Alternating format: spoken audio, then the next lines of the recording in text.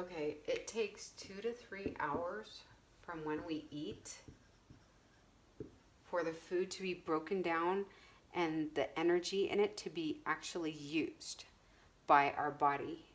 And simple carbohydrates, simple carbs like sugars or refined grains, like Pop Tarts is a great example.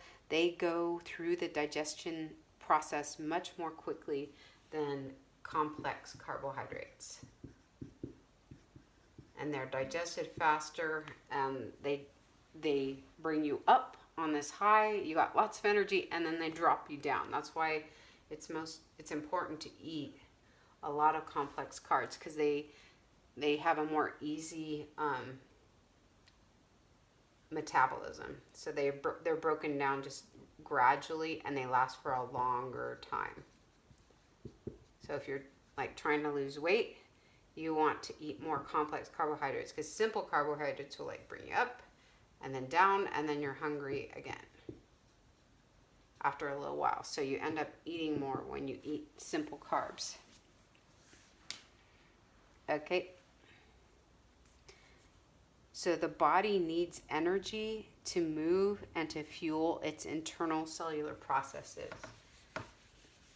And this is where the energy comes from. In C6H12O6, this is, if we drew an atomic model of this, well, not a molecular model, you'd have 6 carbons. And so I don't know, you'd like have a carbon chain here. I'm not exactly sure how it's all set up. I think we drew this once. And then we have all these hydrogens on the outside. 3, 4, 5, 6, 7, 8, 9, 10. And then maybe 11, 12. And then we have the oxygens. So let's say hydrogens are this color.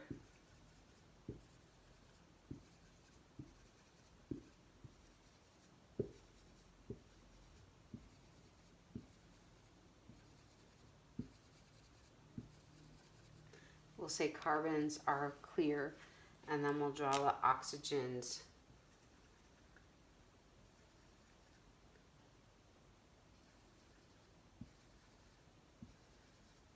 And obviously they're in more order than that.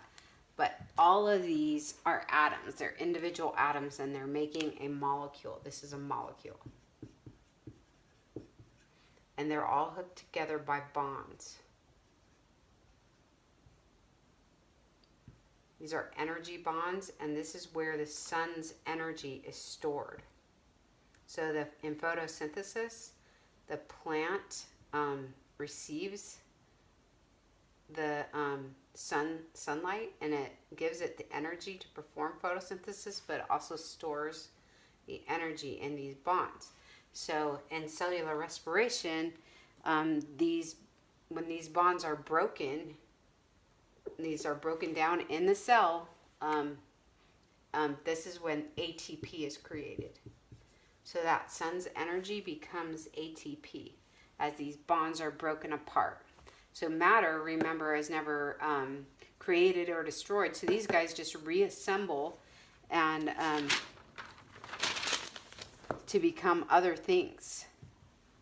And we know that from our equation, right? We had coming into cellular respiration,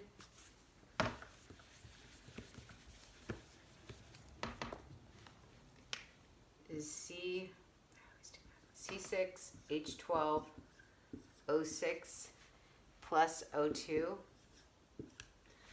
And I think there's like 6 of these. Do you remember that?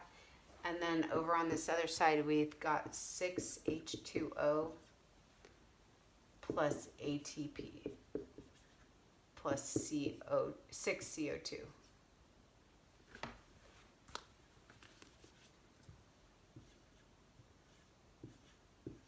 So over here we have 6 carbons. So this is a lesson for like standard 3, the law of conservation of mass.